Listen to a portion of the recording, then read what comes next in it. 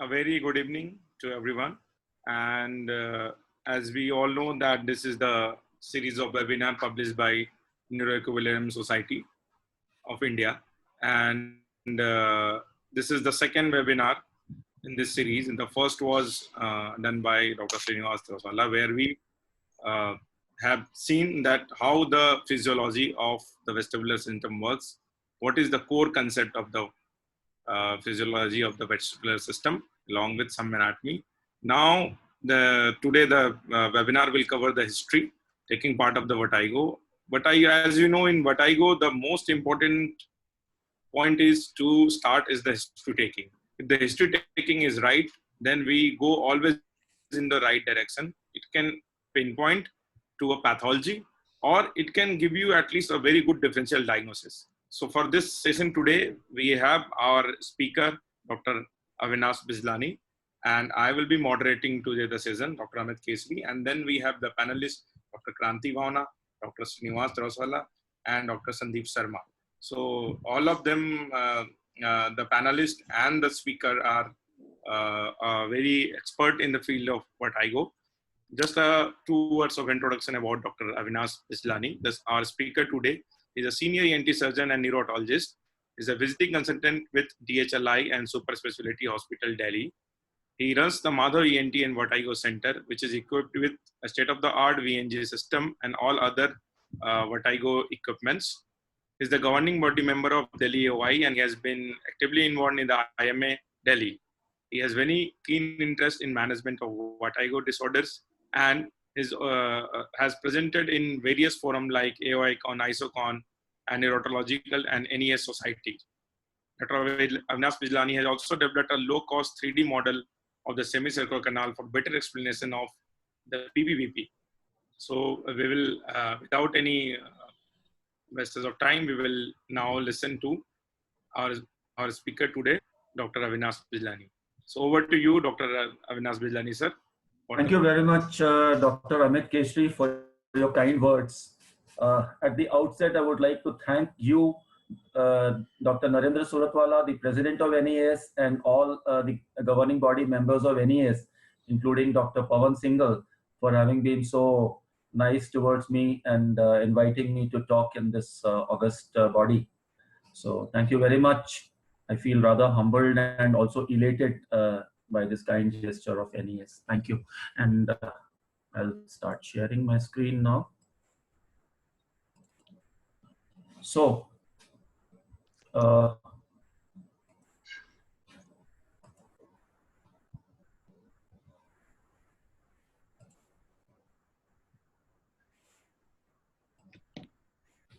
right. So I'll first start talking about how to take a good clinical history whenever we are faced with a balance disordered patient.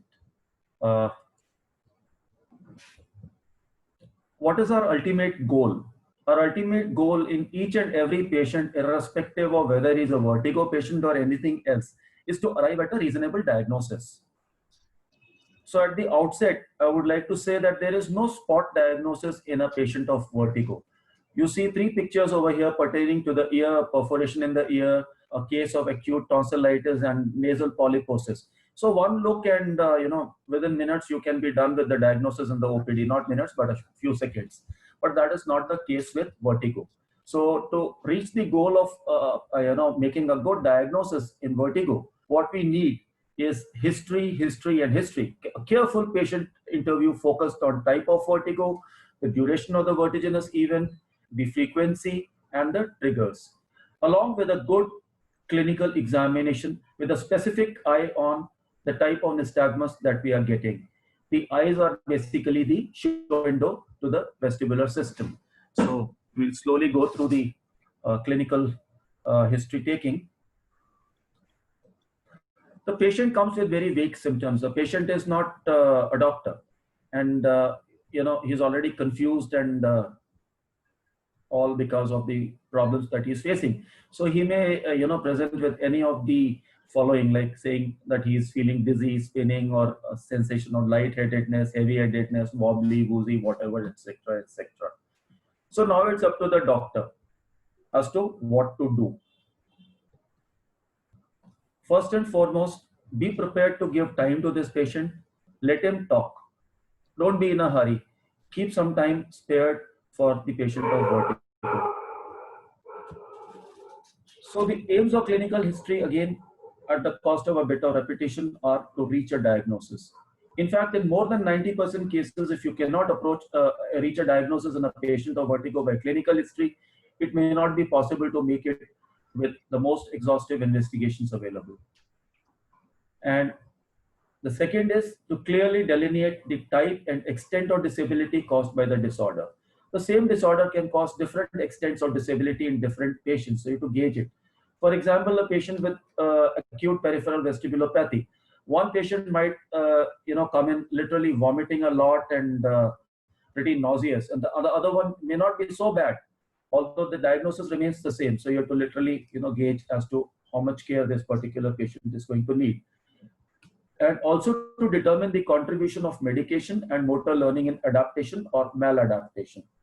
Some people adapt very well to the disorder. Another patient, for example, a patient of BPPV, he may just keep his neck very stiff almost all the time, refuse to sleep on the side that he was having the trouble even after he has come out of the BPPV.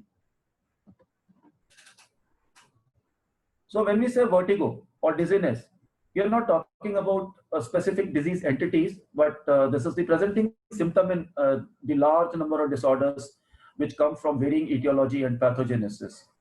And vertigo, when we say, is a subset of dizziness. And dizziness by itself is a very non-specific complaint. Vertigo is a specific form related to the distortion of the vestibular contribution, which may be caused by peripheral vestibular organ deficit, a central transmission deficit, or an improper cortical integration. One may say, why history? I have all the latest equipment with me. No. The patient's complaint, I say, as I already said, is vague. And it becomes very crucial in the emergency room, particularly. In the emergency room, you cannot think in terms of investigations. You have to immediately differentiate between vertigo due to a peripheral disorder from the more sinister acute stroke syndromes. Again, when you get patients with recurrent vertigo or dizziness, usually they present to us in the symptom-free interval. You may not find anything even on clinical examination or from your investigations. The diagnosis will totally depend upon a good clinical history, and you have to talk about the duration of attacks, their frequency, etc. So brief classification of dizziness, which was presented by Drachman. Vertigo is an illusionary sensation of movement in space. It may result from vestibular or a central cause. More commonly, it arises from a vestibular cause. Disequilibrium, that is a sensation of imbalance or unsteadiness. Again, it may have various causes like a vestibular or a somatosensory deficit or a visual problem or from central deficit. Presyncope, this is a sense of impending loss of consciousness, and the causes an impaired cerebral blood flow, or it could be a hypoglycemia. Lightheadedness, this is a most vague kind of a sensation when the patient says he's getting a sensation of floating, swimming, or rocking with giddiness, and usually this kind of a situation is worsened by stress. So to enumerate the salient features in the history, I'll go through each one of them one by one. So you have to elicit first the type of dizziness the patient is suffering from, the duration of the dizziness, whether it is persistent or recurrent, what is the degree of disability, whether the patient has had falls, whether the problem is improving with time, or it is deteriorating, or it is stabilized. You have to ask for a proper drug history, what medications the patient has taken earlier and what he is taking as of now. You have to think in terms of the trigger factors. You have to ask for associated symptoms, and also ask a history of other diseases that the patient may be suffering from. So first we will begin with the type of dizziness. If he complains of a rotatory vertigo, as if in a merry-go-round ride, this more so suggests a labyrinthine cause. For example, acute vestibular neuritis. A postural imbalance, as in a boat trip. This is more suggestive of a bilateral vestibulopathy. Lightheadedness, that is a non-specific symptom. So he may be a patient of phobic postural vertigo. So first we will take up dizziness and lightheadedness.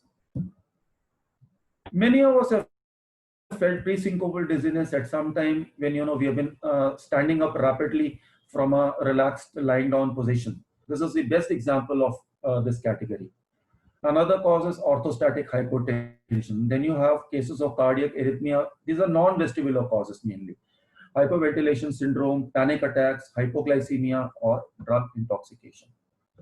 Now, episodic attacks of recurrent vertigo.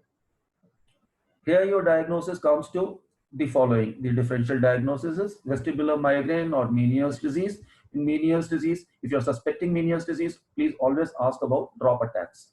Then you have vertebrobasilar transit ischemic attacks, vestibular paroxysmia, perilim fistulas, BPPV, and Cogan syndrome that fall into this category.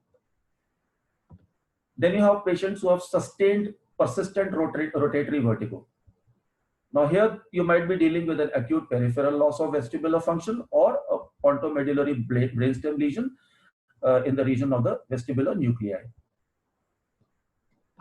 Now, how to differentiate? How to get a differential diagnosis of sustained rotatory vertigo? The common peripheral causes are vestibular neuritis, a labyrinthitis, autoimmune ear disease, acoustic neuroma, a labyrinthine infarction, or a labyrinthine concussion. Central causes include multiple sclerosis, tumors, or brainstem infarctions. Now coming to positional or positioning vertigo. I will differentiate between positioning and positional vertigo when I come to the physical examination part. So most common cause by and large is BPPV. Vestibular paroxysmia, although is a very rare cause, but should come to mind. Then you have psychogenic positioning vertigo, and then you have the central causes of positional vertigo, where the deficit may lie in the vestibular nuclei, dorsal vermis, or the vestibular cerebellar pathways. In this category, you have positional downbeat nystagmus, central positional nystagmus, central paroxysmal positional vertigo, and central positioning vomiting. Now, one must try to find out if the patient is suffering from oscillopsia, which results from a defect in the vestibulo-ocular reflex, or less commonly is due to extraocular muscle paresis. The patient complains of an apparent motion of the visual scene, and he has inability to read or recognize faces while walking. And this worsens in the dark and when the patient is walking on uneven ground. And the most frequent cause of oscillopsia is a bilateral vestibulopathy. This is how the patient will present. As if he is walking with a camera in his hand and he sees the objects moving. Here I would like to share with you a story about one Dr. Crawford, who was a British physician, and he took streptomycin, which is a vestibulotoxic drug, for treating his tuberculosis, and that resulted in a bilateral vestibulopathy. To begin with, this poor guy, he would have to, in order to read a book, he would have to stabilize his head with both the hands and the elbows resting on a table. Well, he slowly improved with time, but whenever he would be walking on the road, and the faces of people who would go across would be hazy for him. So he was inclined to say hello to every passerby, irrespective of whether he was known to him or not, because he never knew whether the person who was passing by was known to him or not. So that is how bad oscillopsia can be for a patient.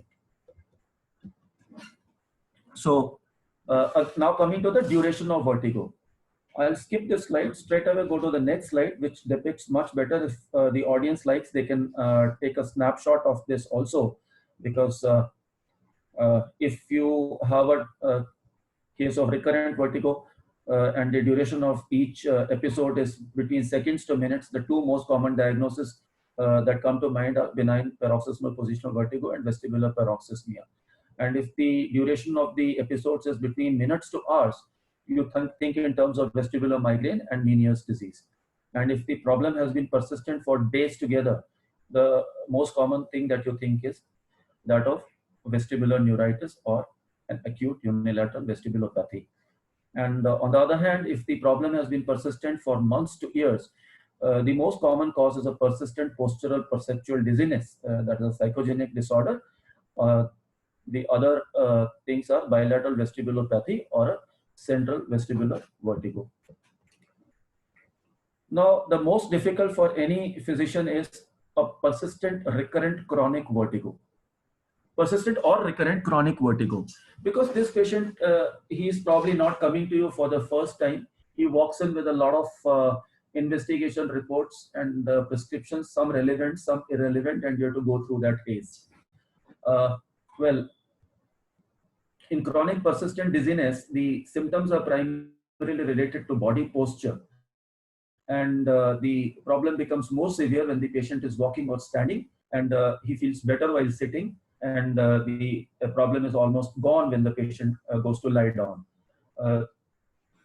And the common differential diagnosis in this category are a psychiatric dizziness, again a bilateral vestibulopathy, a physiological aging. Nowadays we are talking in terms of breast bivestibulopathy also, so that is resulting from physiological aging. Then there are numerous neurological diseases, and it could be even drug induced. And recurrent vertigo, which has been there for a long time, the most common cause is vestibular migraine, as we all know by now. And then you have Meniere's disease or TIAs and vestibular paroxysmias, perilymph fistula, and BPPV in this category. We must ask about the degree of disability.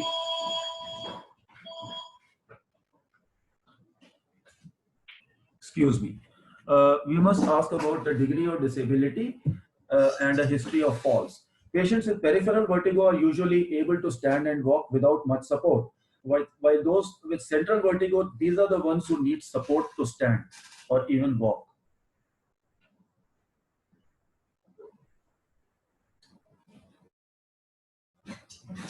Ipsiversive falls occur with vestibular neuritis or Wallenberg syndrome, and also in BPPV. Controversive falls are seen with autolytic Tullio phenomena or in a case of vestibular epilepsy. Sir, can you go a bit slowly? Oh, sure. I'm sorry. And just a bit slowly, because we have covered a lot of things in a small span of time. So okay, I'm so sorry. You could have told me earlier. Yeah. You could have told me earlier. Yeah. So maybe that we can go back to where the time schedule was there. Just one slide back. Yeah. Yeah, this one. Yes. This one. Okay, so, sure. You can just explain this a bit.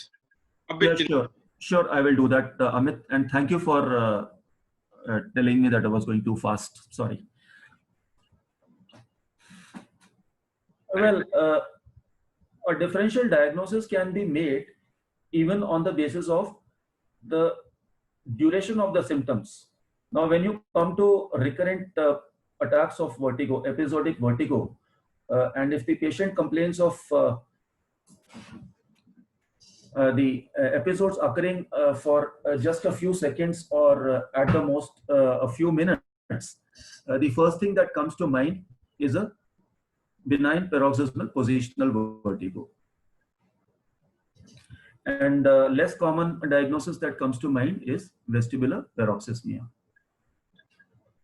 And if the patient has been complaining of recurrent episodes that last from minutes to a few hours, the first and foremost diagnosis that comes to mind is a vestibular migraine. And the other one, that is Meniere's disease. Now, if there's a presentation of acute attack of vertigo that is persistently there for the last few days, then we think in terms of a vestibular neuritis more commonly, and sometimes we could be even dealing with a case of a cerebellar stroke syndrome.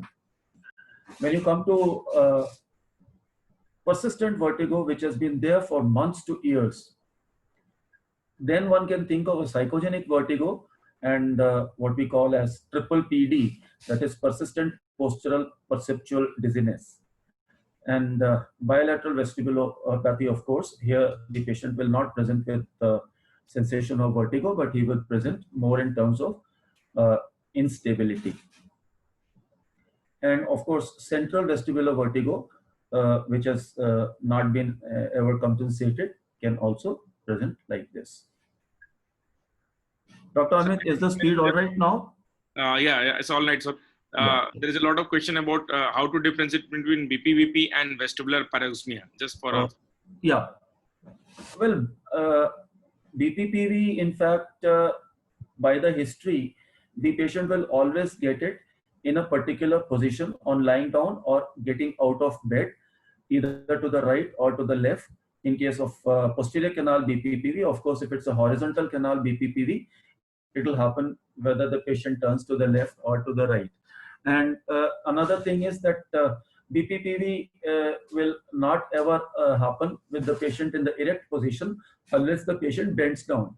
Whereas vestibular paroxysmia can happen at any time, and vestibular paroxysmia by definition is such that there will be several attacks, and these are usually very, very short lasting, occurring for a few seconds. By definition, vestibular paroxysmia occurs by change in head position, and it is not related to any changes in gravity. Whereas BPPV, as we all know from the pathophysiology of BPPV, that happens due to the effect of gravity. And vestibular paroxysmia can happen in the erect position, it can happen in any position. And usually the attacks of vestibular paroxysmia are much short lasting, and they occur several times in a day. I think that answers the question. Yes, perfect. Yeah, yeah. So I'll go to the next slide now. So now we'll come to attacks of recurrent vertigo, having been there for a very long time, and also persistent dizziness that is there all the time, having been there for a long time. So chronic persistent dizziness is usually not described as vertigo or a sense of rotation, but the primary symptoms in this are related to the body posture of the patient. And it becomes more severe when the patient is walking or standing, and it becomes better on sitting down, and is almost absent in the recumbent position. And the differential diagnosis, the first and foremost, is a psychiatric dizziness, then followed by bilateral vestibulopathy. Physiological aging is another cause. We've been talking rather recently in terms of presbyvestibulopathy, and that is what presbyvestibulopathy is, the effect of physiological aging on the vestibular organs. Then there are a large number of neurological diseases, and also if the patient has been persistently on some drugs, even that can result with a chronic persistent dizziness. Now coming to recurrent attacks of vertigo having been present for a long time, and the first and foremost thing that comes to mind is a vestibular migraine, followed by Meniere's disease, then vertebrobasilar transient ischemic attacks, vestibular paroxysmia, perilimb fistulas, and BPPV. Now one must find out about the degree of disability that the patient is suffering from, whether he has a history of falls or not. Patients who suffer from peripheral vestibular disorder, usually they're able to stand on their own and they can walk without much support. While those coming with a central vertigo, these are the ones which by and large always need some support to be able to stand or walk.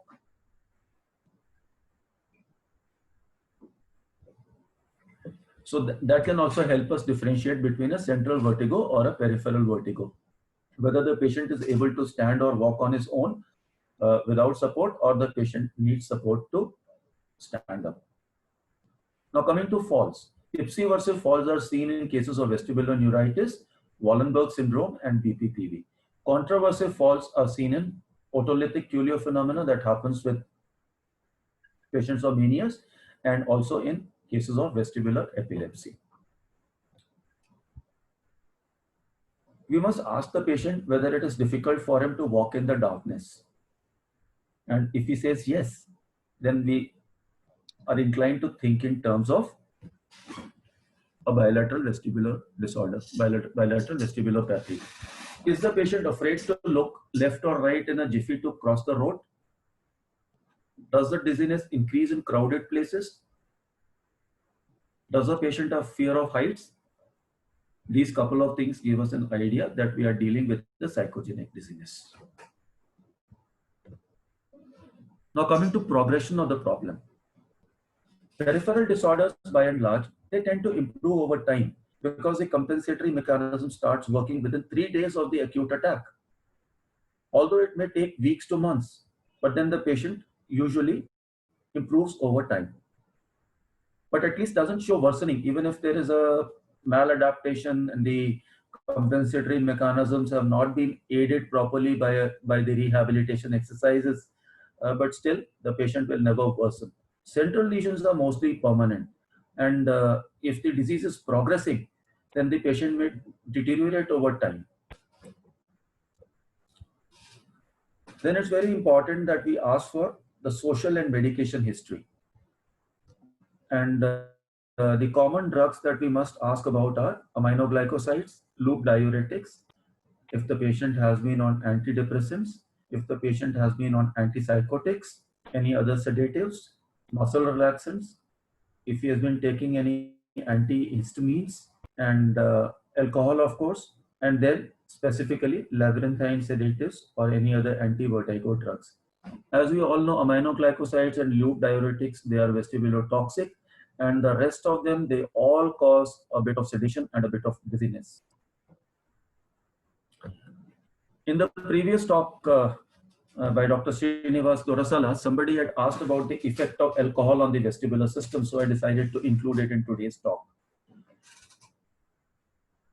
So, well, if somebody has been a bit too tipsy and has consumed a lot of alcohol on a given day, that can definitely give rise to a feeling of rotation. Why? Because alcohol is lighter than the endolymph, and the cupula, it's a highly vascular area as compared to the rest of the semicircular canal. So once the alcohol is in the blood, it gets relatively much faster into the cupula, and the cupula being having received much more of it, so the cupula becomes buoyant, and this buoyancy of the cupula leads to the dizziness and also nystagmus when the patient tries to lie on one side. So there's a deflection of the left and right horizontal cupulae, which adds up and induces a strong feeling of rotation. Now coming to trigger factors. Is the vertigo present at rest? Your diagnosis could be any of these. If the patient's visit is the first visit, or rather the attack is the first ever attack, you will also include vestibular migraine, Meniere's disease, or a downbeat nystagmus syndrome, along with the more common diagnosis that you would think of, that is an acute vestibular neuritis. Is it triggered by walking? Leads you to think in terms of a bilateral vestibulopathy. Does it happen by turning the head to the side? Again, bilateral vestibulopathy comes to mind, and I recently said vestibular paroxysmia.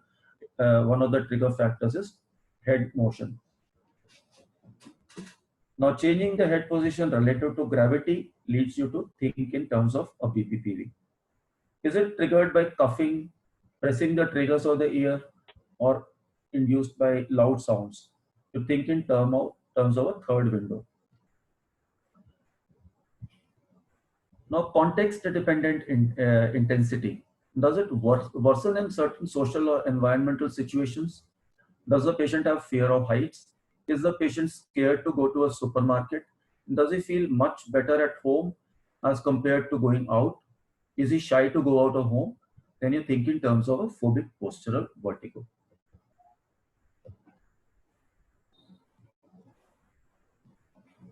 Now, you should also ask for associated symptoms, as they are called also neighborhood symptoms. Should ask questions pertaining to the neighborhood symptoms related to the peripheral vestibular system, and also central neurological symptoms. The vestibular nuclei, the reticular formation, and the midline vestibulocerebellar structures, these are the ones which mainly integrate vestibular and also autonomic activities. So we should ask if the patient has a change in salivation. Does he have increased gastric motility, vomiting? Are there any endocrine responses? Does he feel cold? Is he sweating? Does he feel pale? So these go in favor of a vestibular deficit. Auditory dysfunction. Does he have a hearing loss? How long has it been there? Which is the side effect? Is it unilateral or a bilateral hearing loss? Has it been gradual in onset, or is it of a sudden onset? Does it fluctuate? For example, fluctuation will give you an idea as to Meniere's disease. Does he also have tinnitus? Does he have a feeling of pressure in the ear? Is there a past history of ear discharge? Does he have a history of trauma? Has there been any ear surgery? So peripheral vestibular disorders where you find auditory dysfunction, they are Meniere's disease, a parallel fistula, CP angle and temporal bone tumors, vestibular paroxysmias, and ear trauma.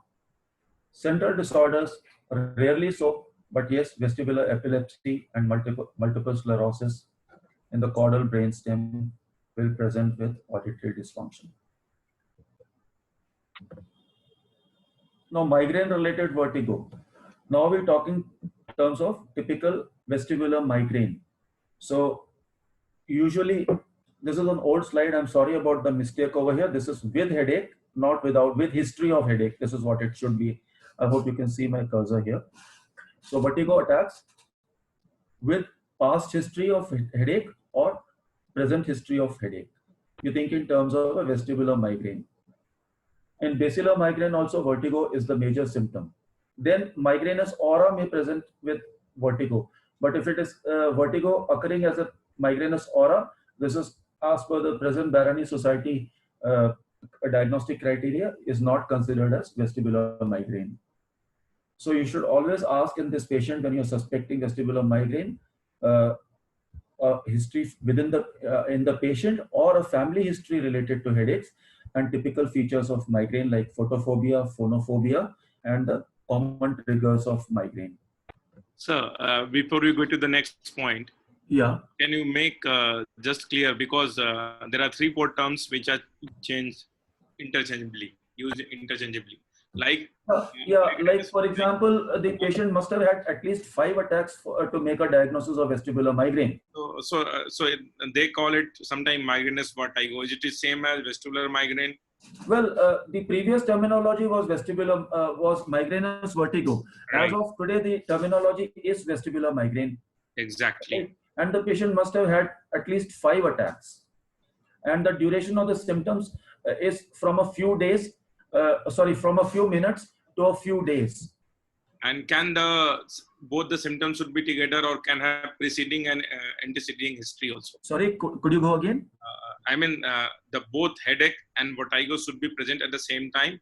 Not necessarily, not necessarily so, not necessarily so. The patient might have history of headache in the past. Yeah, exactly. Now he's having vertigo. It's a very common thing in post-menopausal females. Sometimes the history of headaches goes back to their school days or their college days. And you have to literally probe a lot. And then they ultimately come out with the fact that they used to have typical migraine headaches when they were in school or in college. And what you're dealing with is a 45, 50, 55-year-old lady who has presented to you with symptoms typical of vestibular migraine as of today. Right. And what is the time duration when we say that is to 5 attacks? See, basically, they say 5 minutes to 72 hours. But when you get attacks for a few seconds and they are recurrent, these few second attacks are taken basically as a cluster. So the definition by definition, it is from 5 minutes to 72 hours. But we have seen cases where it goes even beyond 72 hours. Right. Yes, sir, we can go ahead now. Yeah, sure. So now coming to the central nervous system, that is the central disorders, when do we suspect them and how do we suspect them? So we'll come to cerebellar stroke related vertiginous syndromes. So isolated acute vertiginous syndrome without auditory symptoms. That suggests, let's make it very simple, a PICA, that's a posterior inferior cerebellar artery stroke, okay? Or the lateral medullary syndrome or the Wallenberg syndrome as we call it. And acute vertiginous syndrome which presents with auditory symptoms, you think in terms of lateral pontine syndrome suggestive of an ICA infarct. That's an anterior inferior cerebellar artery. Pseudo-intoxication, that is acute presentation with ataxia, with pseudogastroenteritis. You should think in terms of lateral midbrain syndrome suggestive of a superior cerebellar artery attack, infarction. Now, a few points in lateral medullary syndrome. Of course, these would rather go into physical examination more so than the clinical history. But then, nonetheless, I've added them here. You have to look for hemifacial analgesia, unilateral absent gag reflex, palatal palsy, vocal cord palsy, Horner syndrome, body hemianalgesia, limb hemiataxia. Lateral pontine syndrome, the cardinal features would be a hemifacial sensory loss, a lower motor neuron type of facial paralysis, a Horner syndrome, body hemianalgesia, limb hemiataxia. Now, let me just say over here, because most of our audience, rather all of our audience, at least by and large, are ENTs. It's not that you have to, be very specific about all these things in your general ENT practice, but keep in mind all these things which are the dangerous signs, and this is where you think in terms of referring your patient of vertigo to a neurologist. Anyway, so lateral midbrain syndrome will present with fourth nerve palsy, hemifacial sensory loss, a Horner syndrome, body hemisensory loss, limb hemiataxia, or dysmetria. Now, coming to history pertaining to precipitating factors, those which are suggestive of an ischemic central lesion, old age, a history of smoking, is he a hypertensive? Does he suffer from diabetes? Is there any history pertaining to thromboembolic disorders? So you have to think in terms of cardiomyopathy, valvular heart disease, or atrial fibrillations giving rise to the dizziness. So to summarize these things over here,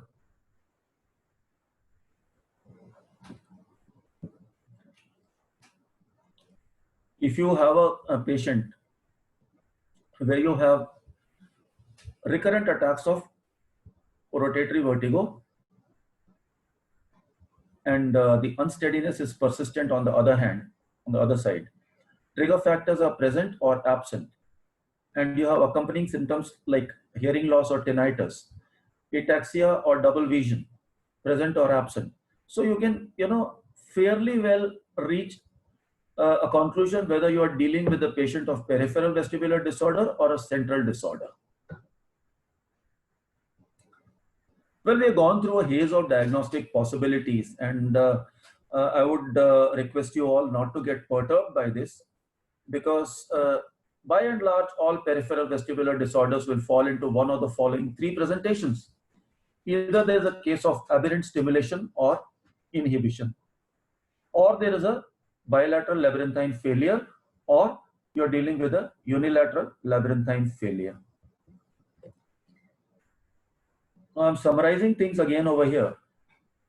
Well, vertigo is there.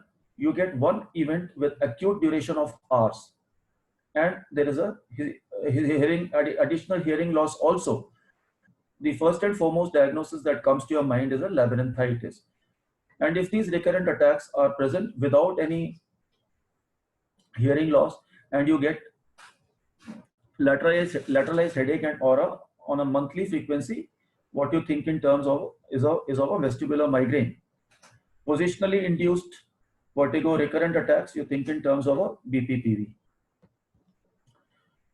One single attack of acute vertigo lasting days, no hearing loss, think of vestibular neuritis. Fluctuating hearing loss with tinnitus and oral fullness with history of recurrent attacks, think in terms of a Meniere's disease. Constant symptoms, persistently present, patient comes with instability, postural imbalance, which becomes worse on walking, worse in darkness. The first thing that comes to mind is a bilateral vestibulopathy. Now consider the life of a patient condemned to live with an unresolved permanent dizziness.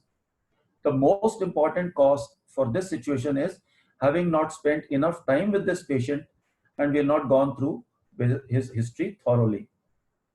Last but not the least, when dealing with vertigo, don't follow what we read in Hutchinson's clinical methods during our MBBS clinical days. Please do not hesitate to ask leading questions when dealing with a patient of vertigo or dizziness. So when it comes to making a diagnosis, history outweighs all high funda investigations. So what I'll now do is I will play a couple of videos which will give you an idea as to how easy it can be to arrive at a diagnosis without having gone any further than history.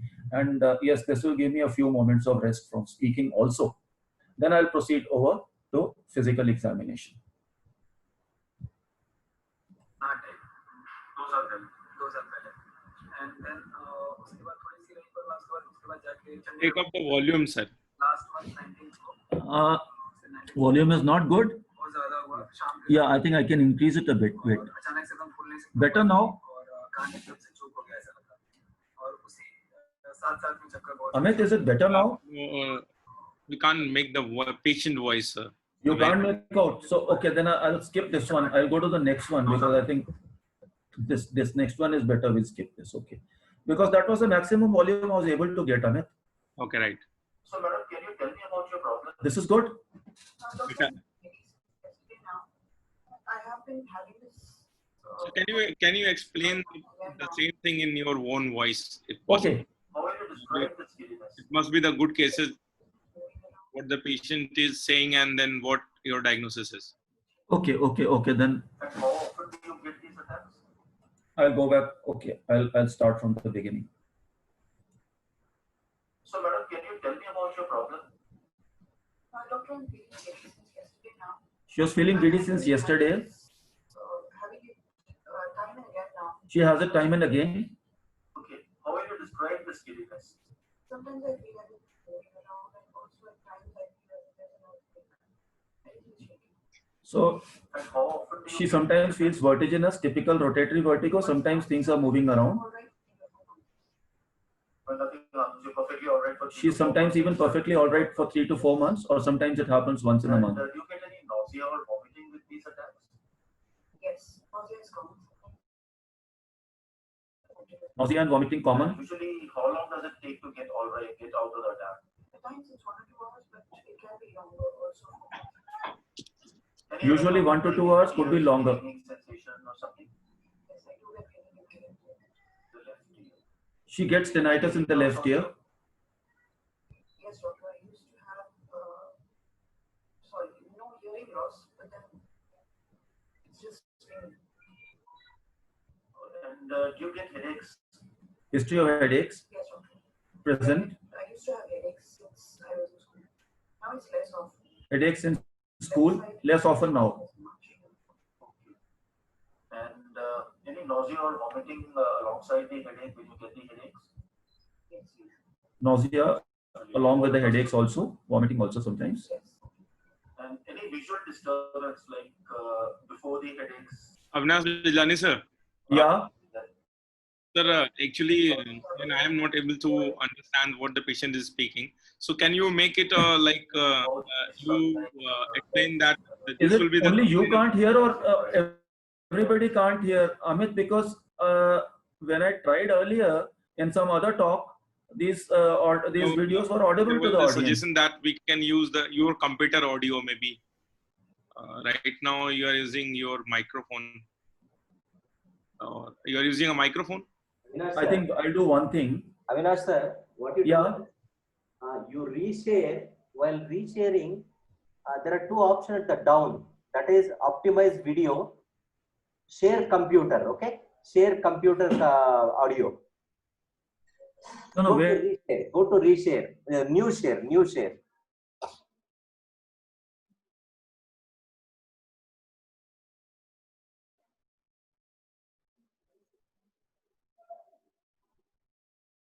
Is the option available? On this button. Okay, just wait.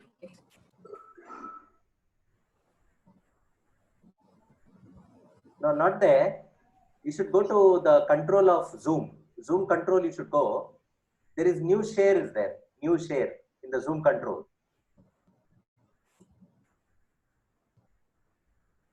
So first I'll have to stop sharing. Don't stop share. There is a button called share screen or new share is there. Share screen on the below screen. It's in green, sir. Okay, I'll just come. Press escape. Press escape. I think you are hiding it, na? You are hiding the controls, right?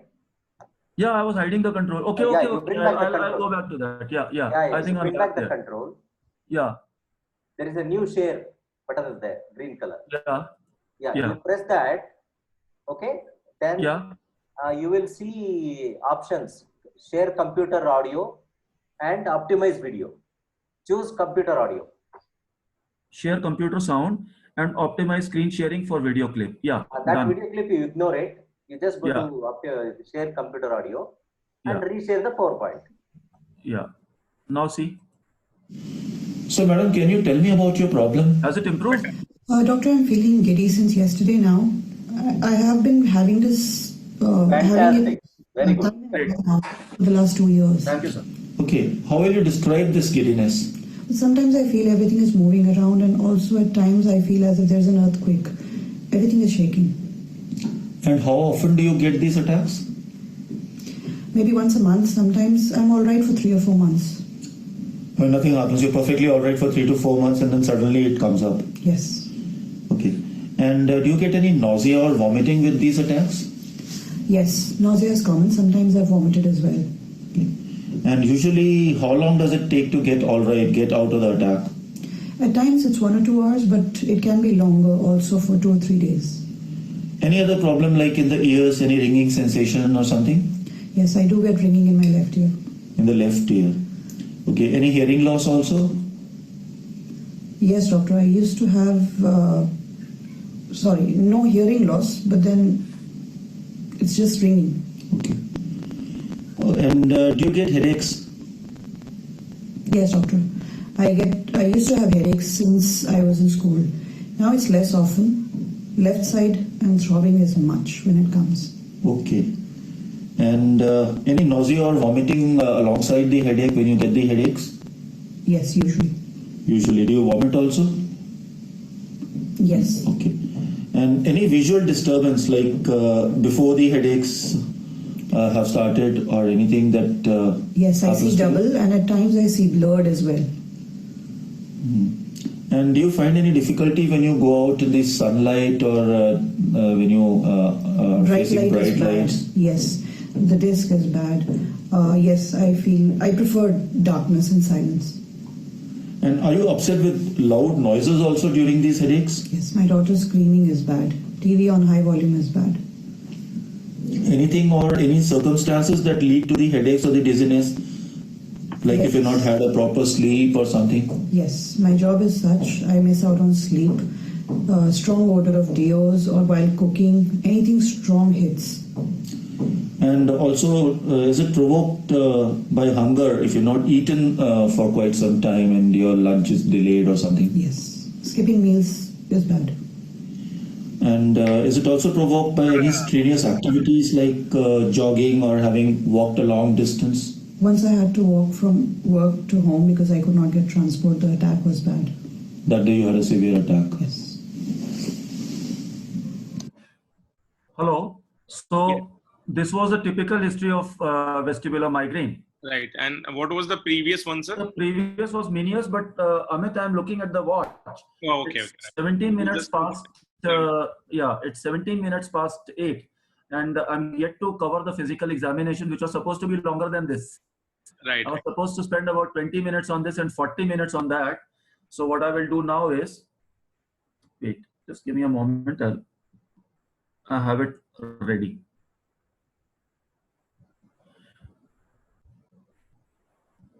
Can you see the screen?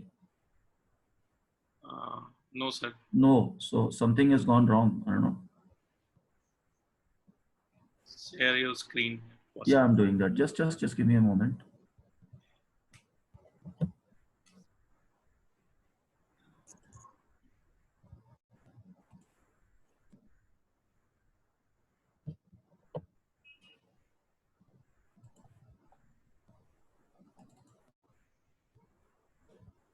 Yeah, we have got it now. Great.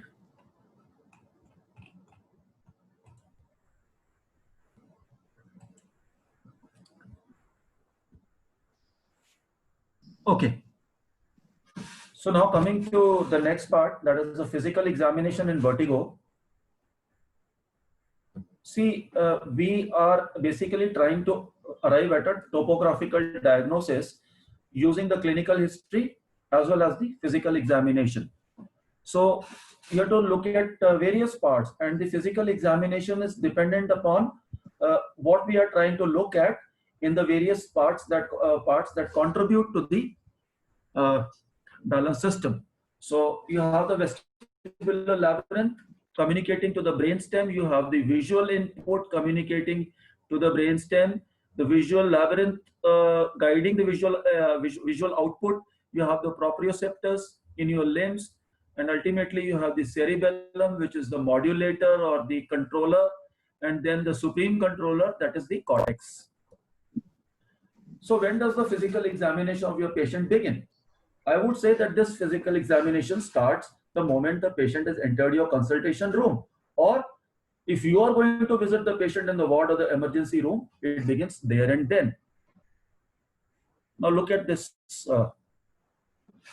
As I was talking in the history, a patient of a peripheral vestibular disorder does not have to be held in order to be able to stand or walk. And you look at this patient over here, she is tending to fall and she has to be held. So we are dealing in this case with a central disorder. How easy is it to, like, make out? And now when you go to the ward, the patient is not able to get out of bed. You have to look in terms of, you have to look for truncal ataxia. Ask the patient to cross his arms over his chest and sit up in bed. And if the patient tends to fall to one side, then you're definitely dealing with a stroke, not with a peripheral vestibular disorder. Yeah, Avinash sir. Sir. 1 minute. One technical thing. You'll have to go do reshare and switch off the audio. Otherwise, your slides will be blurred. I have to again. Yeah, that resharing, no, that option was there, na. You put it on audio share. Yeah. So I'm going to remove both. Yeah, remove that so that the slides will be better. Okay. Yeah. Improved, sir. I think so. I'm getting okay. Okay, great. Okay, right. So the Romberg or the standing test is a wonderful test in which you are basically testing the different modalities which help in maintaining the body balance or posture. That is the visual, vestibular, and proprioceptive. So when you first ask the patient to stand on the floor with the eyes open, all the three are working. You're getting the proprioception input, you are getting the visual input, you are getting the vestibular input. Now when you ask him to close the eyes, you lost the visual input, but the remaining two are there. Now you can further sharpen the Romberg's test by asking the patient to stand in the tandem position, followed by standing on one leg, further sharpened by asking the patient to stand with eyes closed on a foam, and standing on one leg on a foam. Now that was for demonstration.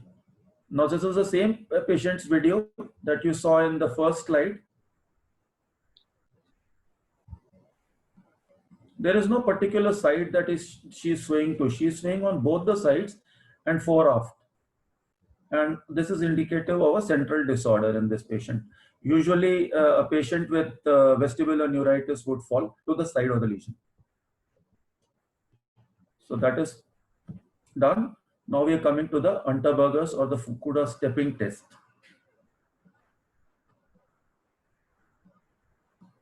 So this is how it is done. Now let's have a look at the abnormal Unterberger's in a patient of vestibular neuritis or acute unilateral vestibulopathy. This case is that I'm going to play the video first.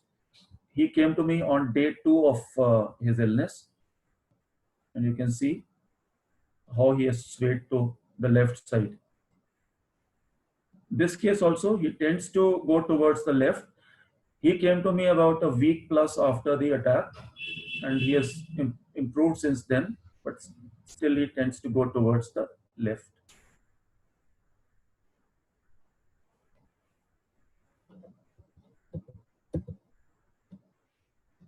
Now coming to tests for coordination. The finger nose test is a very simple test to do. gives us a fairly good idea as to the cerebellar function. Now I'll come to the ocular motor examination. There are 6 cardinal eye movement systems. As I said in the beginning, the eyes are the show window to the balance system, and hence most of the examination that we do in a balance disordered patient is pertaining to the eyes. So your 6 cardinal eye movement systems. The first one is fixation, or the gaze holding capacity, that helps us to hold the image of a stationary object onto the fovea with the head stable. Then you have the vestibular, or the VOR, which holds the image steady on the retina with brief head movements. Then you have the optokinetic system, which holds the image steady on the retina during sustained head movements for a prolonged time. Saccades, they bring the image of an object of interest quickly to the fovea. Smooth pursuit, it holds the image of a small moving target on the fovea.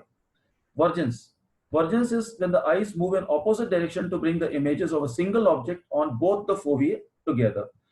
So that may happen by convergence or by divergence. So nystagmus being the most important thing that you have to look for. So the qualities of nystagmus that you look for are whether the nystagmus is a jerk nystagmus with a slow phase and a fast phase, or is it a pendular nystagmus with both the phases going at the same velocity.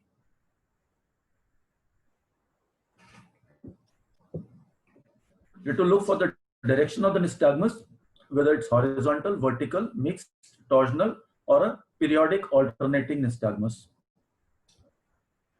Conjugate or not, the effect of fixation on the nystagmus, and then we can do certain provocative tests to elicit the nystagmus, like the Valsalva, the pressure, that is the Henneberg sign, sound induced, that's a Tullio's phenomena, head shaking nystagmus, hyperventilation, positional or positioning nystagmus. So I'll quickly tell you the differences between the peripheral and central nystagmus. Peripheral nystagmus is usually a mixed horizontal torsional nystagmus with the quick phase away from the lesion, and the slow phase has a constant velocity. This is increased on removal of fixation and follows Alexander's law. That is, when you look in the direction of the fast phase of the nystagmus, the intensity of the nystagmus increases. And usually there is adaptation. That is, in due time, the nystagmus, in a few days or months or whatever, this nystagmus tends to fade away. Whereas in the central, you may get horizontal, you may get pure torsional, or you may get a pure vertical nystagmus. And remember one thing, pure torsional or pure vertical nystagmus is always central. Horizontal nystagmus does not preclude central nystagmus. If you look at all the cases of central vertigo put together, the most common type of nystagmus that you get even in central varieties of vertigo is horizontal. Then central nystagmus would be could be direction changing. It is usually poorly suppressed with fixation, and the slow phase might have an increasing or a decreasing velocity. Central nystagmus may increase with gaze away from the direction of the fast phase. That means it will not, it will never follow Alexander's law. It may be dissociated between the two eyes, so you may have a disconjugate nystagmus. And usually there is no adaptation in central nystagmus; it is always persistent. So here I will give you an example of a horizontal nystagmus. If you don't have a VNJ system, no problem. You can use Frenzel's glasses.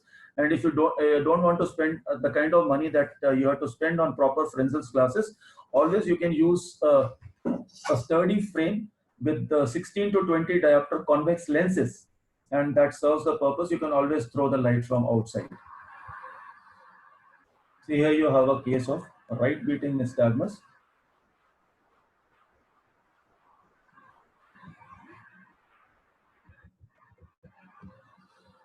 You have another video showing a right beating nystagmus.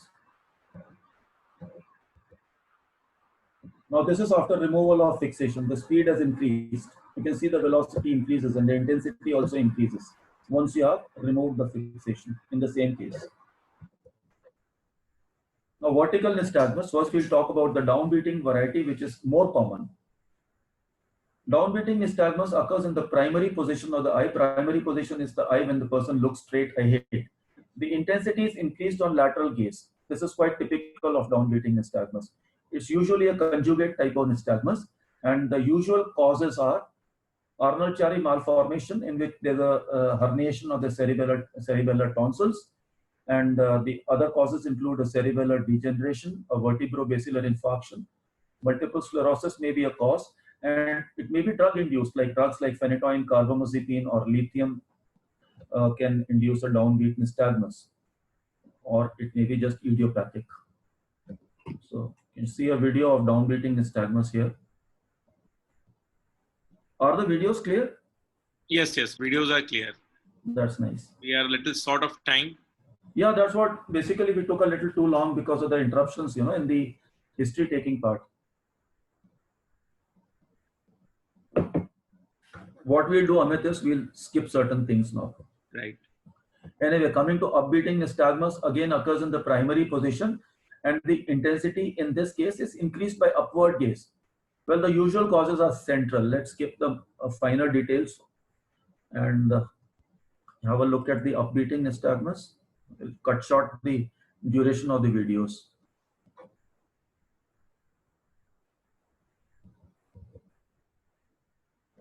Now coming to gaze holding capacity. See, it's a little important to know the anatomy and physiology also. Otherwise, there is no point in looking at what the findings are, because we have to correlate. Now, the neural integrator basically for gaze holding in the horizontal plane is the nucleus prepositus hypoglossi, and for vertical it is the interstitial nucleus of Cajal. So you can have a quick look at this gaze evoked nystagmus, which is always indicative of central problems. I'm playing them both together. You can see a right beating nystagmus on right gaze and a left beating nystagmus on left gaze.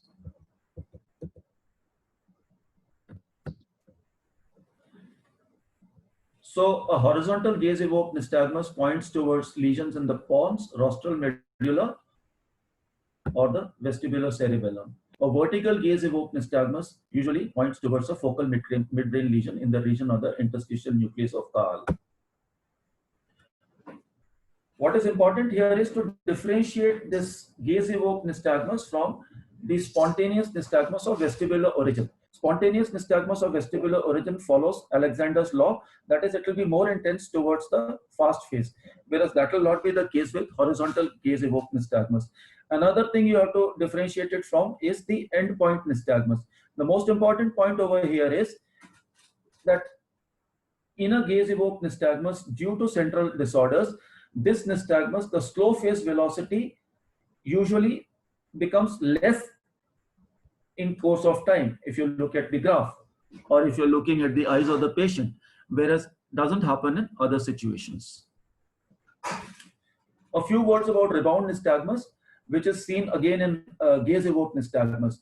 After the person has been holding the gaze from 10 to 30 seconds in an eccentric position, that is a lateral gaze, what happens is that once the eyes come back to the center, you get a rebound nystagmus beating in the opposite direction for some time. This is typically indicative of cerebellar disease, particularly the parafloccular or floccular lesions. Likewise, there's another thing called periodic alternating nystagmus, which changes its direction every 90 seconds, and there's a gap of 10 seconds sometimes in between. There'll be no nystagmus. Not going into details, usually points to nodular and uvular lesions. So now I'll come to the thing that is almost always talked about, hints. We already finished the nystagmus part. Now I'll begin with the head impulse test. Well, it's a very good test for a quick assessment of the bedside assessment of a patient of vertigo. It reflects the viability of the vestibular ocular reflex pathway. So now the important points here are, what is the key to a good head impulse test? The head movement should be of a small amplitude. That is, the movement should not be more than 15 degrees. It should be of high velocity and high acceleration. And the head movement should be random. The patient should not have a clue as to which direction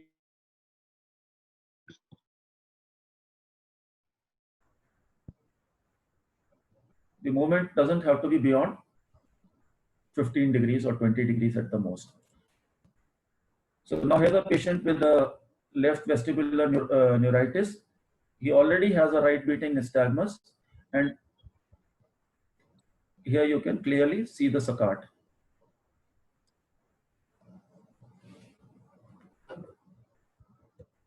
With my nose.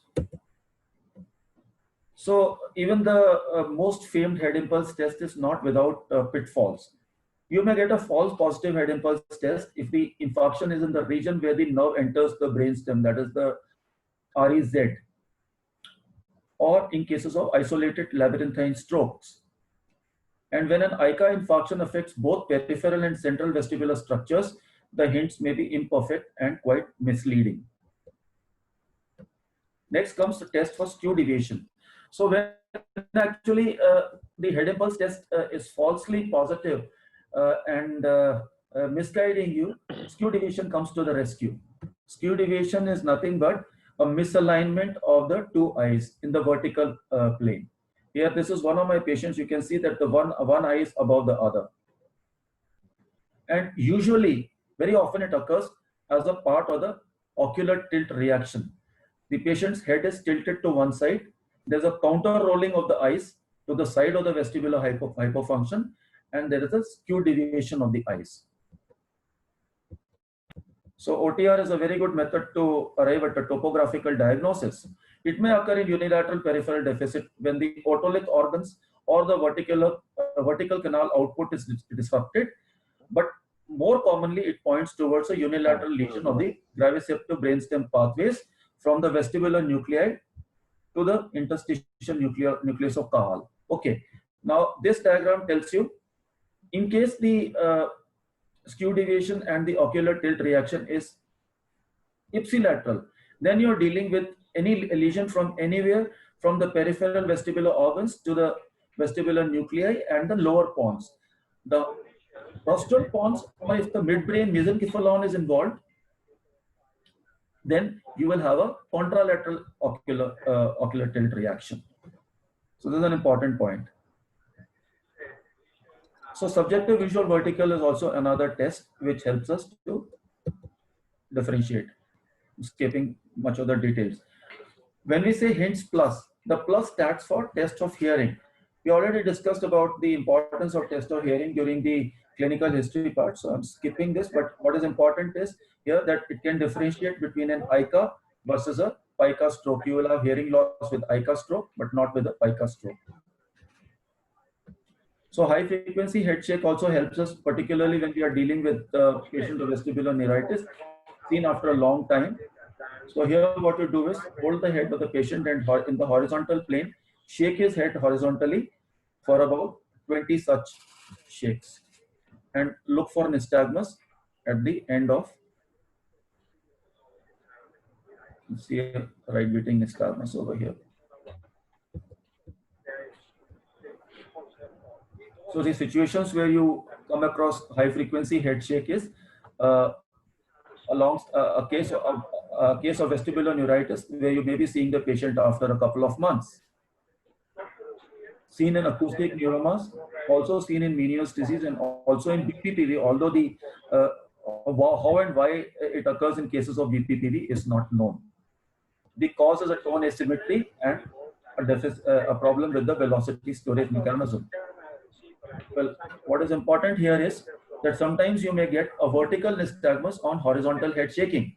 This typically points out to a central lesion. Now coming quickly to smooth pursuit eye movements. The neural substrate lies in the visual cortex, the parietal and frontal cortical areas, the cerebellum and the pons. I'm skipping a few things. You don't need necessarily a VNG system to look for smooth pursuit. What you need to do is move your finger slowly from left to right and ask the patient to follow your finger and see if the movement of the eyes is smooth.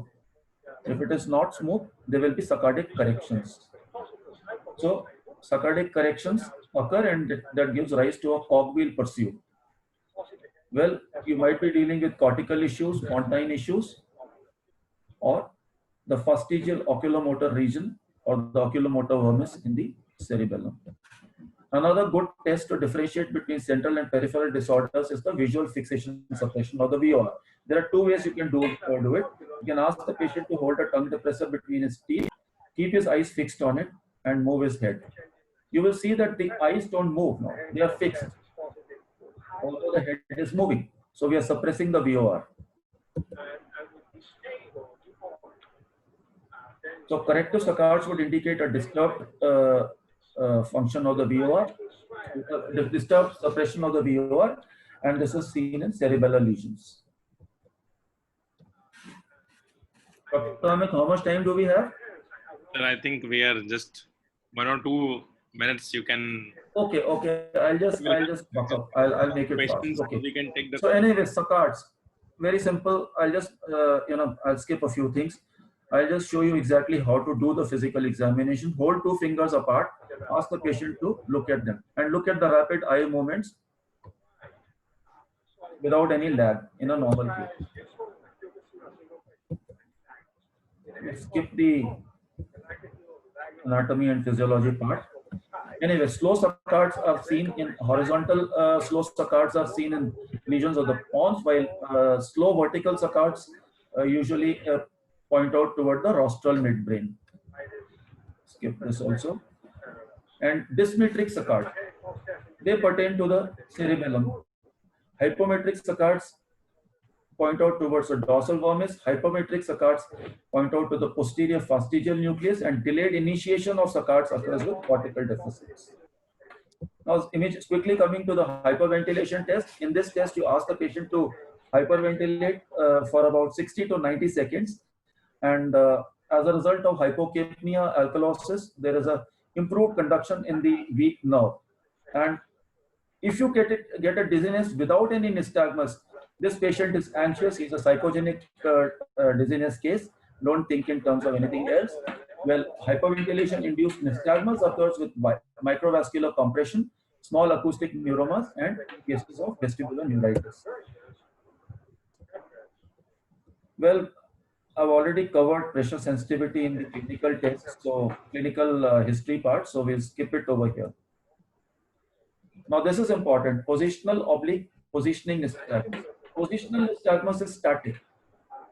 Once you put the patient's head in a particular position, it will appear and always continue to be present as long as the head is in this new position.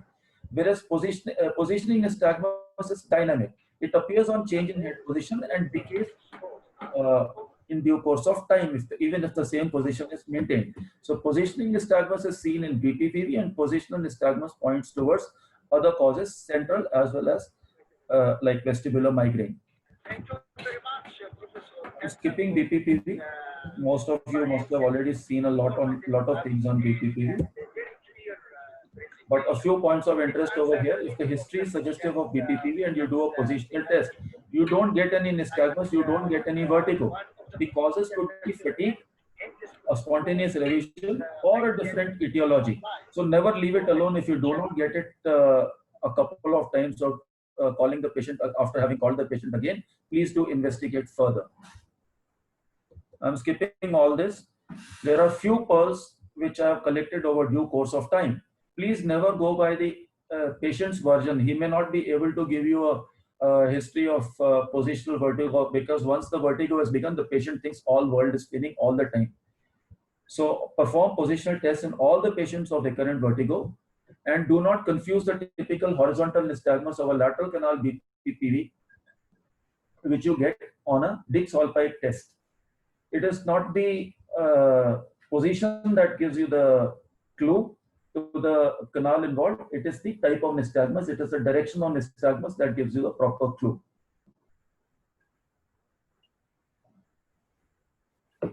Further, a central vestibular lesion of the vestibular nuclei or the caudal cerebellum can sometimes mimic the nystagmus of lateral canal BPPV. And in this case, it will be persistent. It will not follow the general laws that we see in cases of BPPV. Always assess a downbeat positional nystagmus neurologically and think of imaging, because anterior canal BPPV is a big rarity. And Vestibular migraine can always present as positional vertigo, and the pattern is that of a central variety. Well, to almost end the things, must measure the blood pressure. Orthostatic hypotension is another cause of dizziness. Look for a check for the speech and swallowing of the patient pertaining to the 9th and 10th nerves. Facial sensation pertains to the 5th nerve. Facial palsy pertains to the 7th nerve. See, these are all basically neighborhood nuclei. They are very much in the vicinity of the vestibular nuclei. So once there's an infarction or any other pathology happening in the brainstem, so in all likelihood, these structures are also going to be affected. They may not be an isolated affliction. Well, I'm skipping the rest of it now. The thumb rule is peripheral vestibular disorders usually cause abnormal VOR and they spare other eye movements by the rule. But central disorders can cause abnormal smooth pursuit, abnormal VOR suppression, abnormal saccades, with or without VOR problems. So the take-home message is you might have all these investigative modalities, but your clinical acumen is much better than all these. The man behind the machine is more important. Thank you very much for listening to me patiently. Stay safe during this corona period. Thank you, sir, for the nice presentation. And sorry, I was not able to go through the timings properly. Take few questions. It was a very nice and lucid presentation. Thank you so much. Time constraint. Many of the people requested that can we repeat. So we will have a YouTube lecture and recorded, and we will. Sure. And in the distance also we will see that we can post another one. I think Amit, there is some crosstalk going on. I think the audience should mute. I can't even hear you clearly. I will request everyone to mute. Yeah. Now we can take some few questions. There's a lot of crosstalk going on still. It is not a trivial operation. Dr. Sandeep Sharma and Dr. That Kranti sound is coming from Dr. Sandeep Sharma's this thing. Yeah. Dr. Sandeep, can you please take it away from the all done like submucosally, so that's not as it's not one of the top operations. Dr. Sandeep, can you please? We think there's promise with it. Is somebody watching the TV or listening to the radio or something? Yeah, it's coming from Dr. Sandeep Sharma's for the thing. Now. Because it's Dr. Sandeep, can you hear us? operation to do. I think he's not giving attention. Yeah. So can you please mute him a bit because it's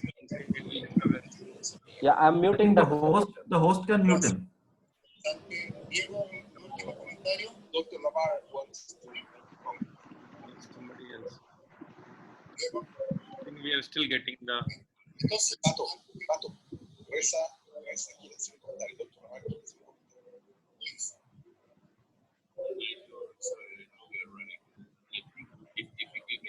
Dr. Kranti, can you hear us? Sandeep Sharma, can you please remove this sound? Something is coming. The reason. Hello. Hello. Sandeep boss. Hanji sir. Yes sir. Some sound is coming from maybe the TV is on around you or something like that. No, I have stopped it. Okay, thank you. Right. Thank right. you. Okay. So Amit, you can start with the panel. Yes. So I welcome Dr. Kranti and Dr. Sandeep and Dr. Srinivas. So I think we can take few questions.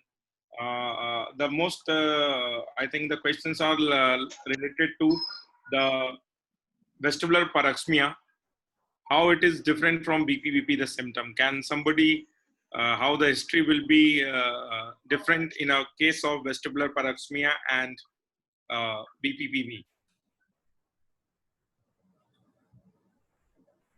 Dr. Sandeep? Sir, it is very difficult to differentiate it from BPPV. To my mind, the biggest differentiating feature will be vertigo, which occurs with change in position of head related to gravity. That is the one big factor which will be favoring BPPV.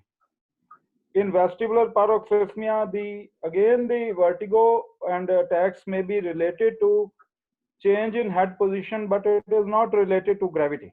That is one big point which differentiates between the two. Right, Dr. Srinivas? Hello, sir. Yes. So, I mean, few more point you can add from vestibular.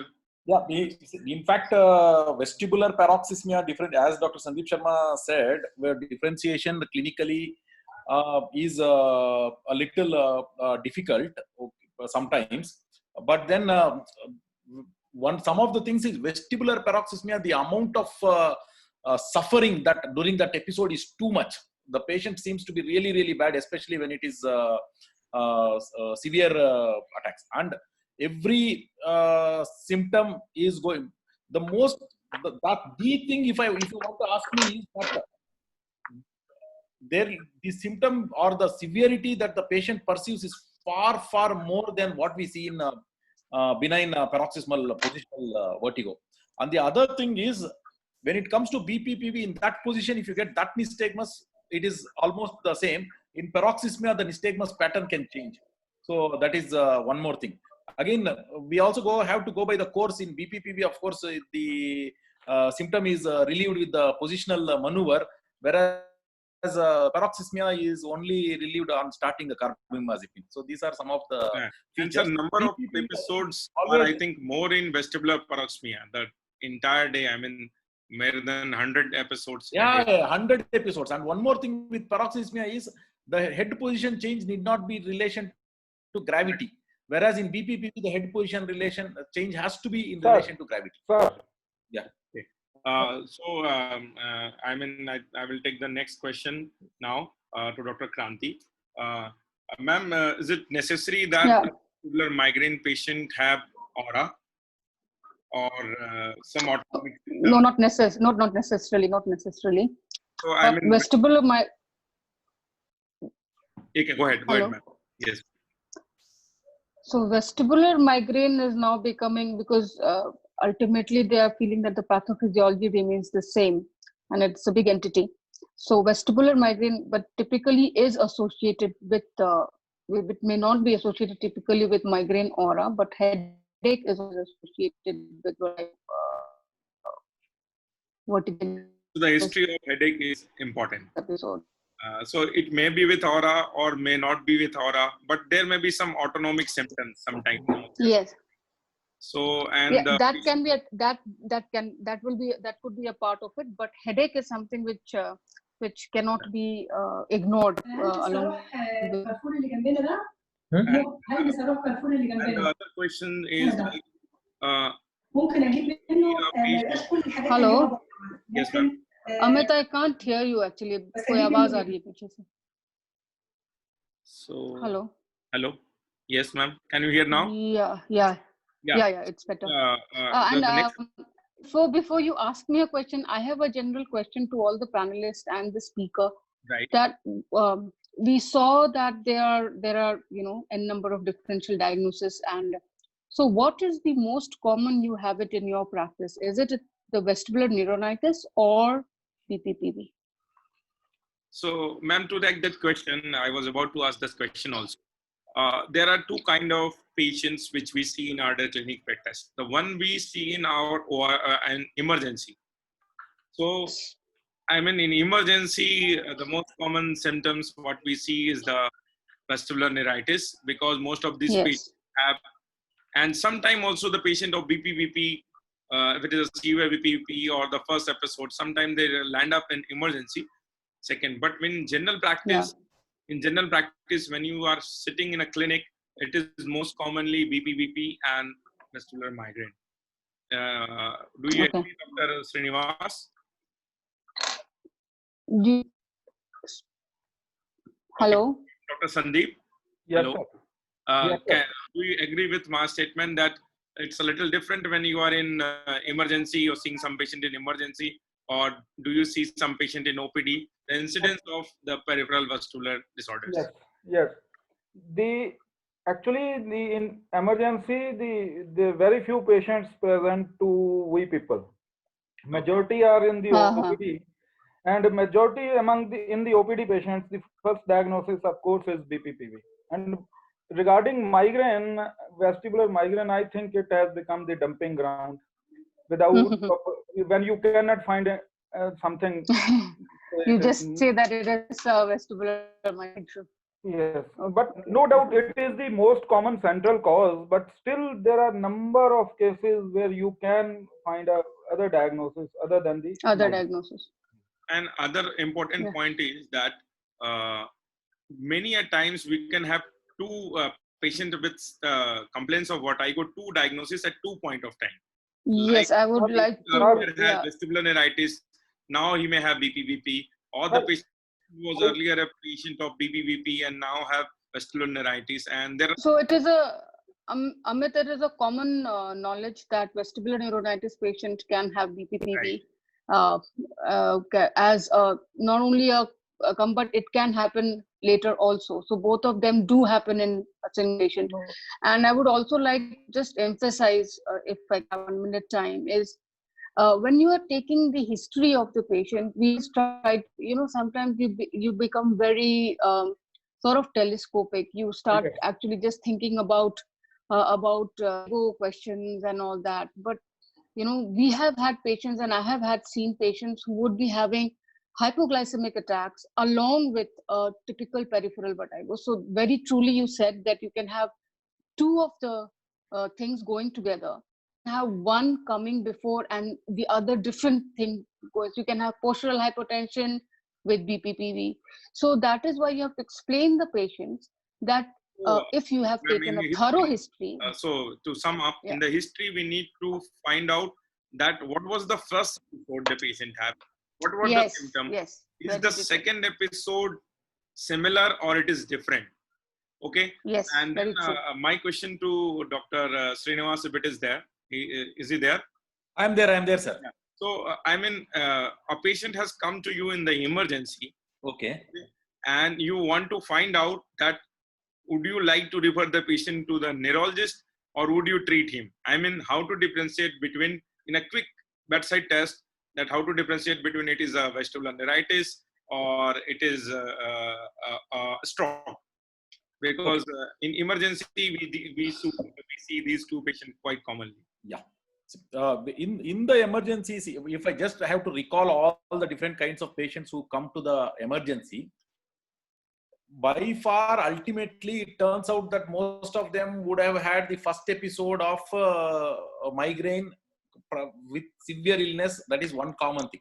But then you can't make the diagnosis when it is a first episode. So I have to rule out, I have to be 100% sure that the person is not going through a stroke. So to be 100% sure that the person does not go through a stroke, there is something called a 10 steps protocol, which is much more robust than HINTS. Okay. The next best thing is the HINTS plus. These are the basic tests which we do.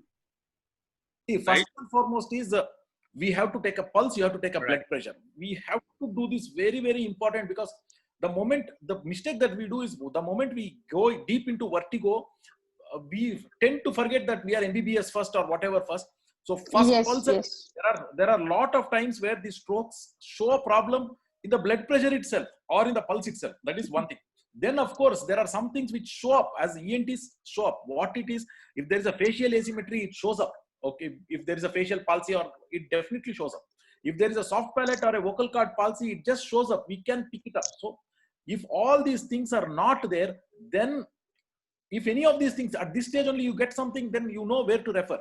But if you don't get anything just like that, even before that, I want to make the patient stand up. More important than anything else, before the eye, before anything, I want the patient to stand up. Any person with even the severest form of peripheral vertigo should be able to stand up, even however severe the attack is. If he is not able to stand up, again he goes into probably a stroke. After this comes the eye examination, nystagmus examination, Sachard's examination, and facial and body sensation examination. Sensation on the face on either side of the face, sensation on the body on either side of the body. That is, in the sensation, two types of sensation. One is fine touch sensation, another is hot and cold or pain sensation. These two things, both sides of body, both sides of this. So ultimately, it hardly takes 1 minute to just get this sensation. in any of these things, if there is something positive, okay, like in the eye examination, I get a diplopia or something, then he goes to the neurology. But if all of these things turn out to be nice, there is no. One more thing is hearing loss. If there is a recent onset vertigo with severe hearing loss, again that is a HINTS plus protocol. So if any of these things come positive, then he goes to neurology. But all of these things are reassuring for me. I will give him treatment and I'll keep him with me. Okay, right. Thank you, sir. Dr. Sandeep, can in very small, 2 lines, can you understand the difference between, can you explain the difference between a positional vertigo and what they call it, Positioning. positioning vertigo. Positional and positioning vertigo. I think Dr. Srinivas, you better do better answer it, please. Positional versus positioning vertigo has been one feature which has been told to differentiate between peripheral and central varieties of vertigo. Yes. So, BPPV is typically considered as a positioning vertigo. So, in fact, people suggested a change in the nomenclature from benign paroxysmal positional vertigo to benign paroxysmal positioning vertigo, because it is because of a change in the position. So you are positioning to a new position and that is evoking it. Whereas positional is as long as you maintain that position. So it is more related to that position rather than acquiring this position. In BPPV, acquiring a new position is what is triggering the attack. Whereas in positional, that is the central ones, a particular position is triggering the attack. So as long as you maintain that, nystagmus is there. As long as you maintain that, may or may not be vertiginous feeling is there. So that is why it is called positional.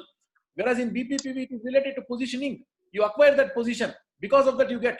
But over a few seconds, it goes off, though you are maintaining the position. But if you maintain that same position you are maintaining, still it is happening. It is not related to acquiring the position. It is because of that position. So that is positional. So positional goes for central, positioning goes for peripheral. Right. Thank you. Thank you, sir.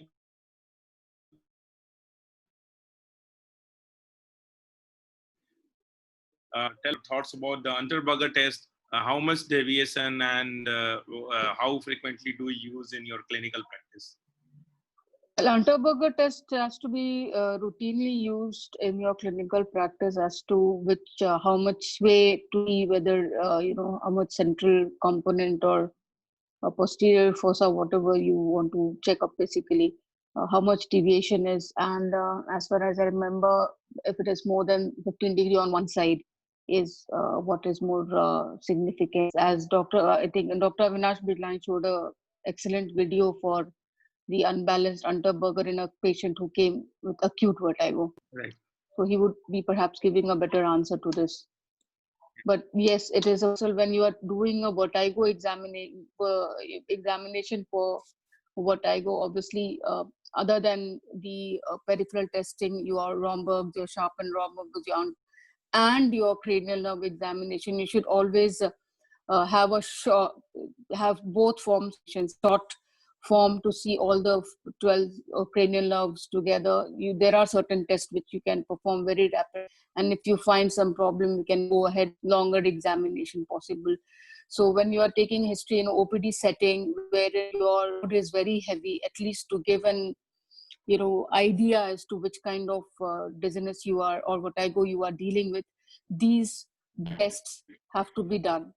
And then they should ideally be called to vertigo clinics or a specialized day, like we do it in our OPDs on one of the particular days we deal with vertigo. Okay, so important point is that you have to examine the patient very well and you have to give some time to the history. And sometimes it cannot be done in a very busy clinic. Yes. Thank you, ma'am.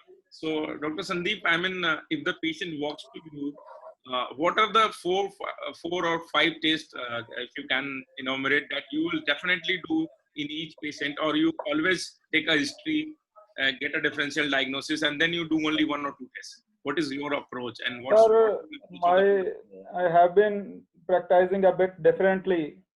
My history taking may take from around 5 minutes to up to 1.5 hours. Right.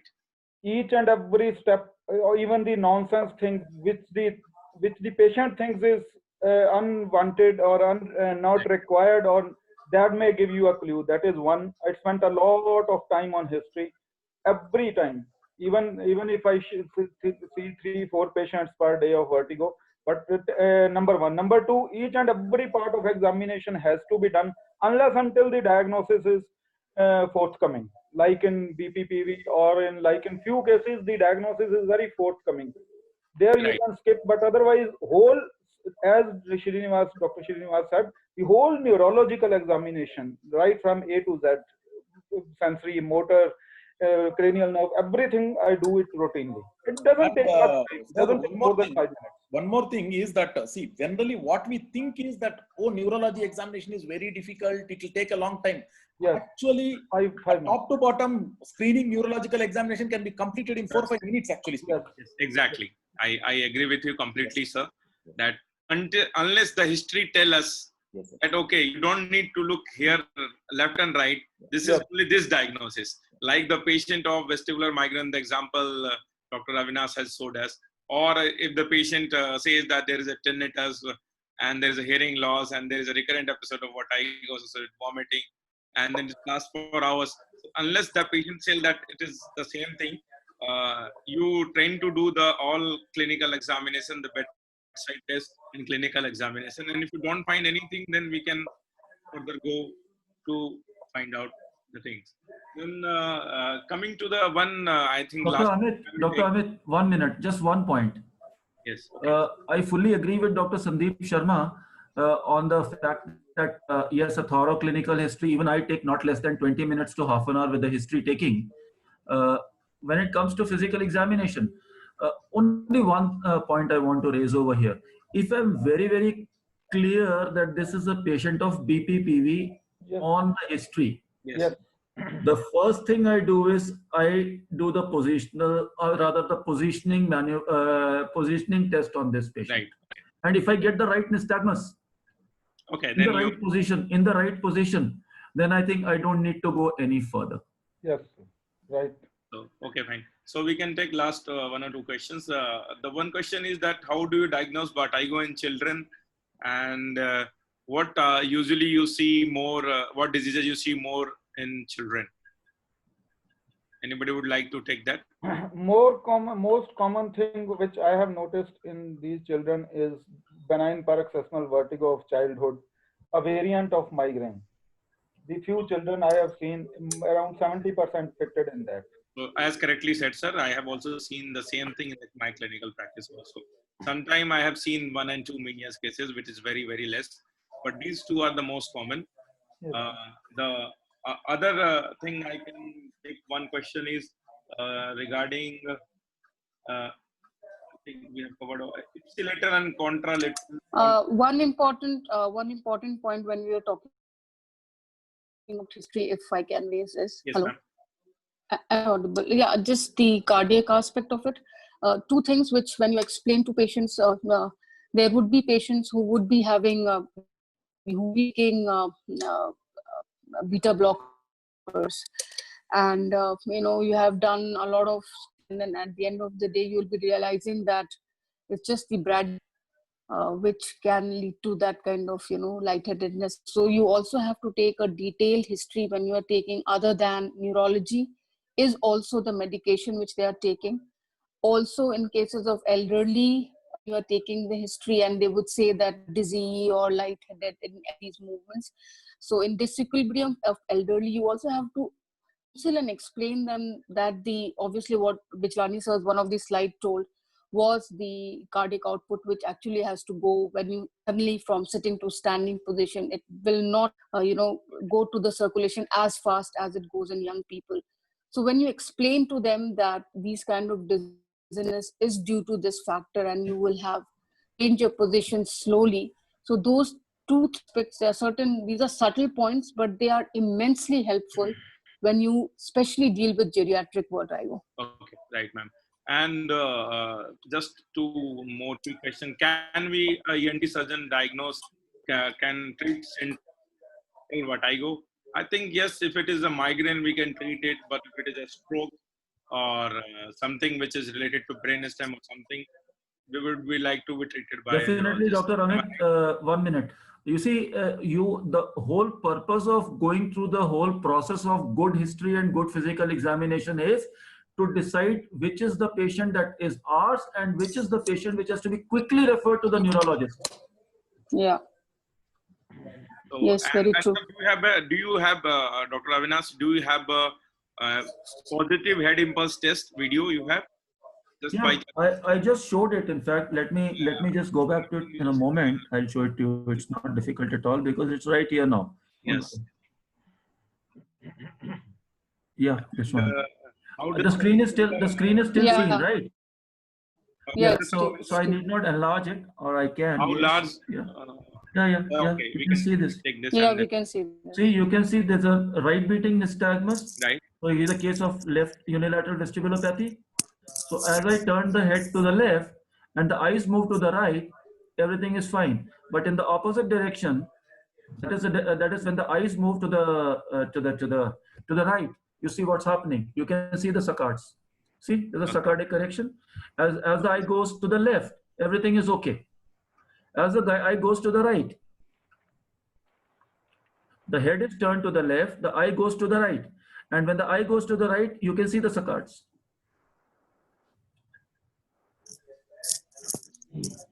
Can you appreciate it? Yes. Can you show in the patient? Does the patient has a? No, he is not the patient. He's for He's a demonstration normal. purpose. Here you can see the normal. Here you can see the normal. Right. So the important point is that it should be jerky movement, a sudden movement, and the patient should not know that what side you are going to. It should be exactly. It should be at random. If you do it thrice on one side, then you do it once on the other side. He should not. And while he would be expecting, you might do it thrice on the other side also. That is one. The head should be held very firmly between your hands. The movement should be very brisk, and the amplitude should not be more than 15 to 20 degrees, whereas the velocity should be good. Ideally, for horizontal head impulse test, the velocity should be somewhere between 100 to 250 hertz, the frequency. Right. Thank you, sir. Last question, Dr. Kranti, would you like to take? How does the enlarged vestibular aqueduct present? So symptomatically, enlarged vestibular aqueduct.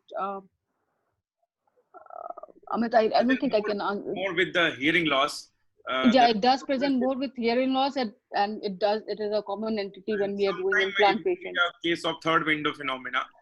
So it is not so common with enlarged vestibular aqueduct. It is more common with superior semicircular. SSCD, yeah. It's more common with superior semicircular canal. You can have flucking losses in case of enlarged vestibular aqueduct. I think I will just take the last question. What I go with visual complaint and how to investigate? The last comment on this. What I go with visual complaint and how to investigate? That is it something pertaining to visual vertigo? Is Yes. that the kind of thing the person is asking to ask, wanting to ask? Yes. The question is that the patient has visual vertigo. Then what investigation would you like to do? Yeah, actually, you may not find anything in terms of investigation and even in terms of physical examination of the patient. Except for one problem that you can see is during the video nystagmography optokinetic test, and also during the video nystagmography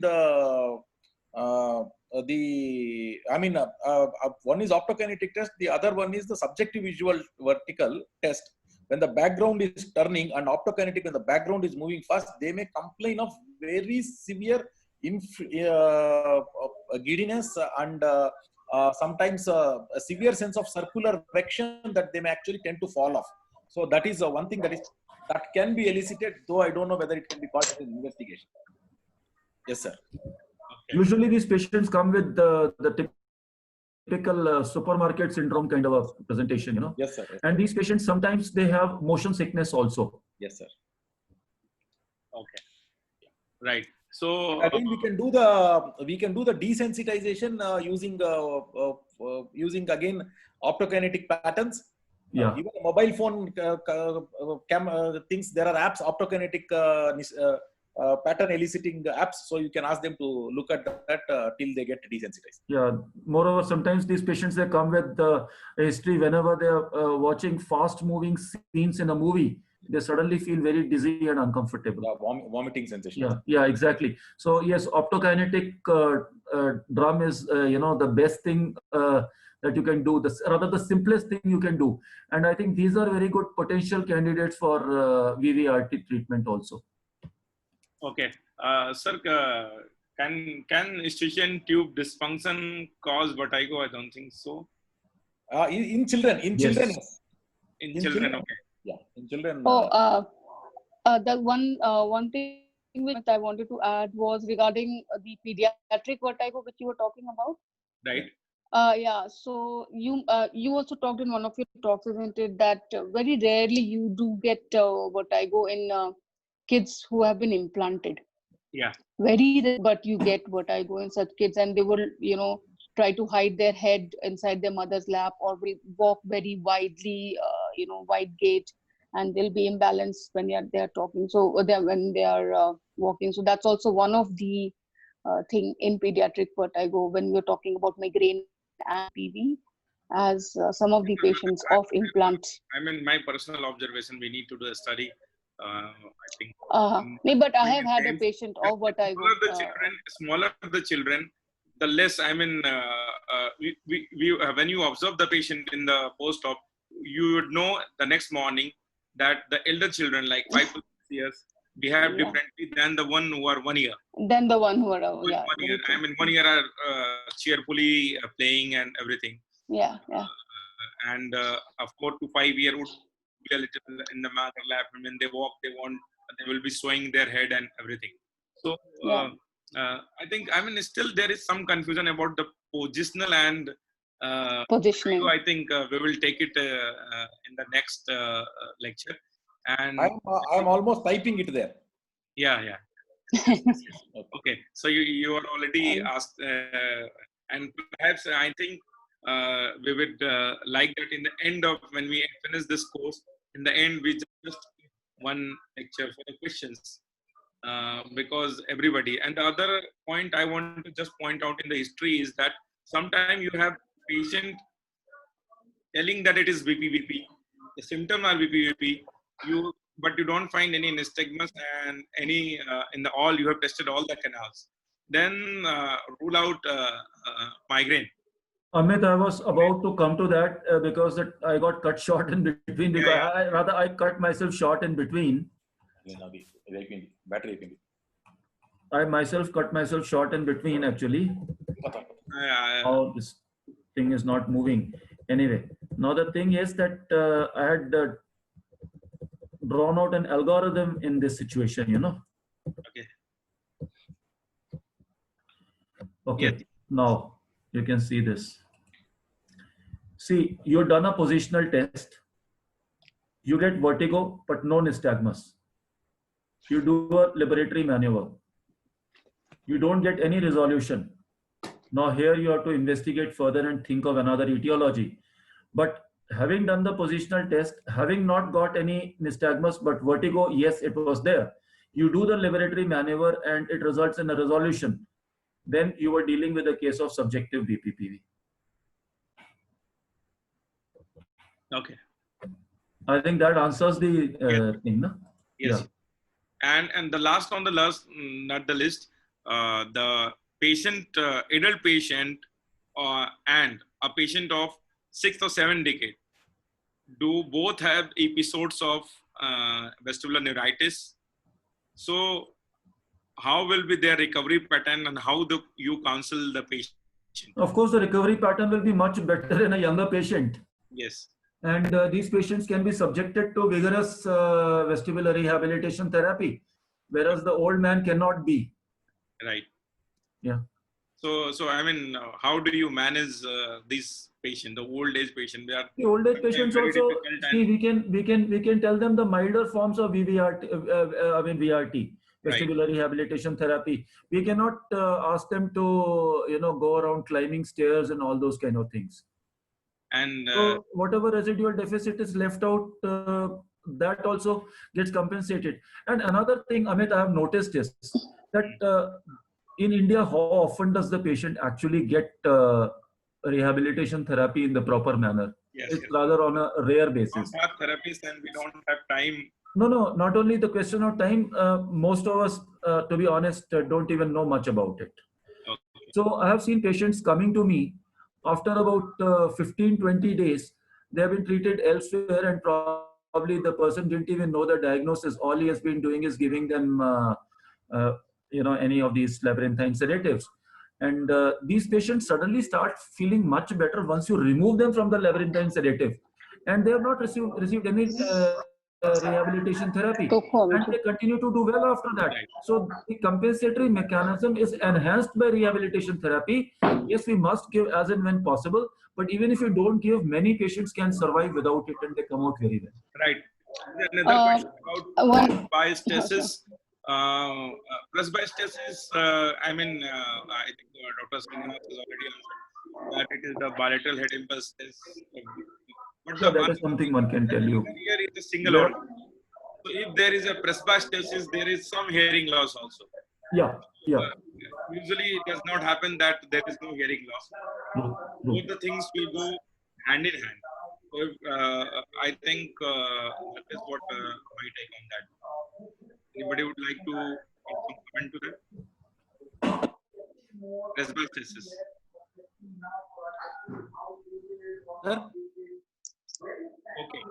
So I think close this session, and for all the attendees, the previous lecture 1 by Dr. Sriniwas is already available on the YouTube, and I think we have shared the chat. It is the NES channel, and this will also be available a day or two.